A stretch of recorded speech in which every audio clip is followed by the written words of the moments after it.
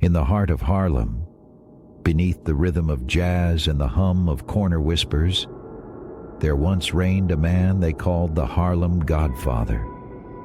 He wore tailored suits, quoted poetry, and ran numbers with the precision of a Wall Street broker. Some feared him, others praised him, but all knew his name: Bumpy Johnson. This is not just the story of a criminal, it's the story of Harlem's complicated protector. Welcome to Whispered Crimes.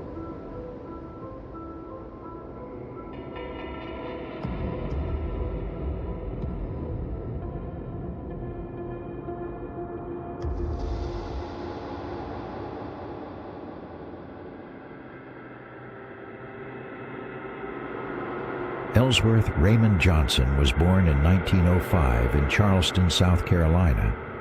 His parents were hard-working, but the weight of racism and poverty pressed down hard. At 14, his parents sent him north to live with relatives in Harlem, hoping the city's lights would offer him a better future. Instead, they lit his path into a different kind of empire. The streets were harsh, but Bumpy, named for a bump on the back of his head, was sharper than most. He read voraciously, he memorized poetry, but more than anything, he understood power.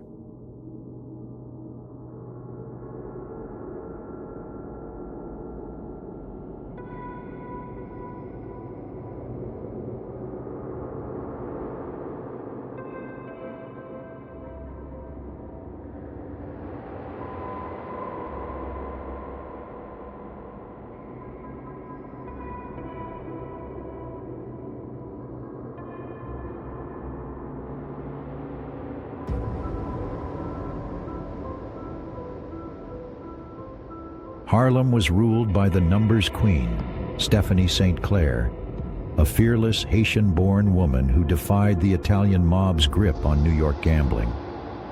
When Dutch Schultz tried to muscle in, she fought back, with gunmen, lawyers, and press headlines. Bumpy became her enforcer, her right hand in the street war against Schultz. He wasn't just muscle, he was strategy. He built loyalty with quiet discipline and poetic charm. Together, they kept Harlem's numbers racket in black hands, if only for a while.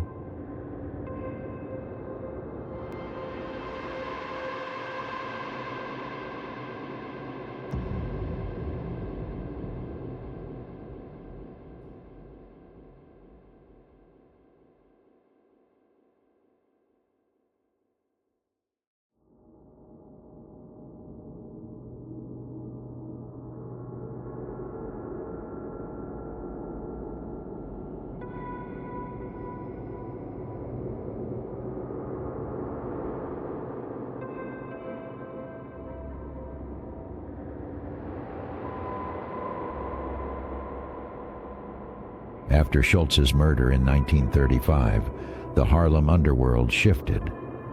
Bumpy stepped into the vacuum, slowly building an empire of numbers, protection, and quiet control. To the community, he was a man who paid rent for struggling families, who bought kids' books, who quoted Shakespeare on the corner. To others, he was a dangerous criminal who ordered hits with a whisper.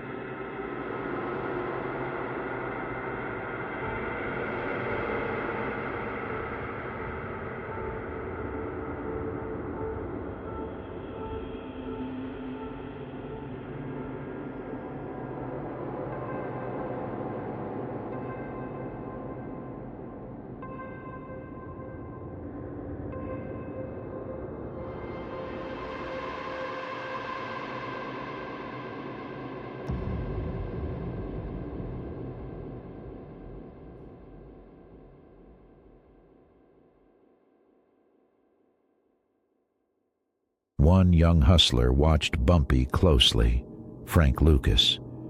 Years later, Frank would claim he was Bumpy's personal driver, that he inherited his empire directly.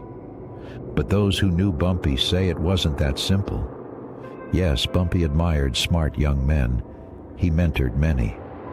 But the idea of Frank being his right-hand man, that may have been embellished. Even so, Bumpy's shadow loomed large over Lucas's rise. His style, his discipline, even his loyalty codes were all shaped by Harlem's quiet king.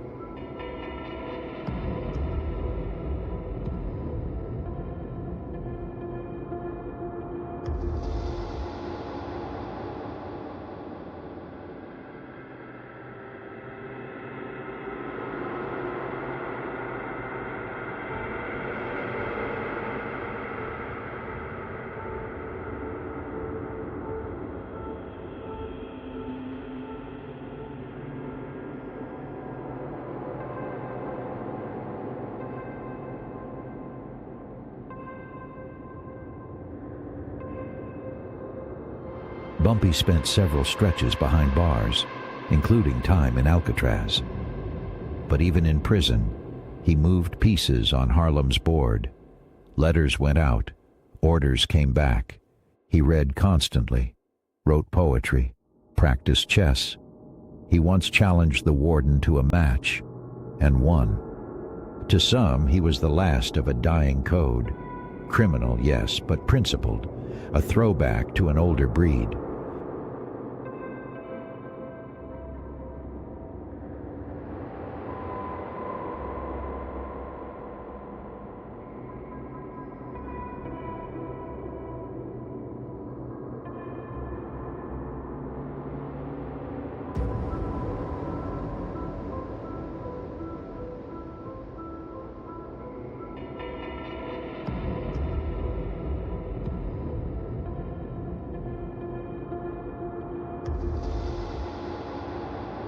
On July 7, 1968, Bumpy Johnson collapsed in a Harlem restaurant, dying of heart failure at the age of 62.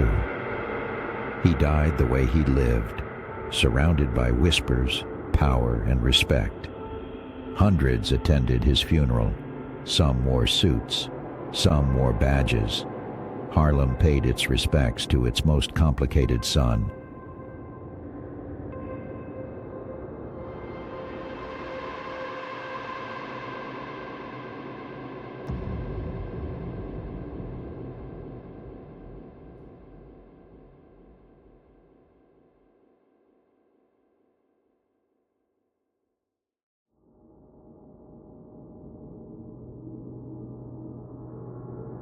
Was Bumpy Johnson a villain, or a protector, a criminal, or a king? Like Harlem itself, he held multitudes. He ran rackets, yes, but he also protected his own. Even today, his name echoes in hip-hop lyrics, books, films. Not for what he did alone, but for what he represented. Power with a conscience, however blurred.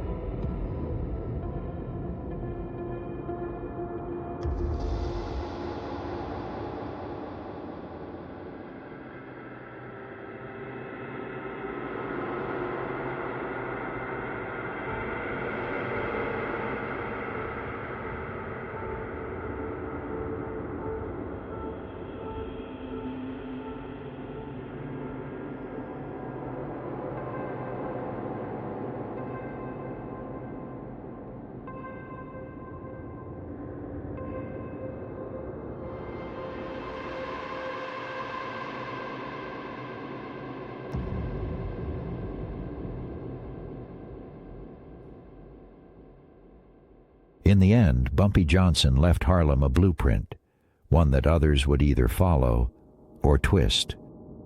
The next man to rise wouldn't be quiet like Bumpy. He'd be loud, lavish, unapologetically flashy. They called him Mr. Untouchable. Next time, we whisper the story of Nicky Barnes.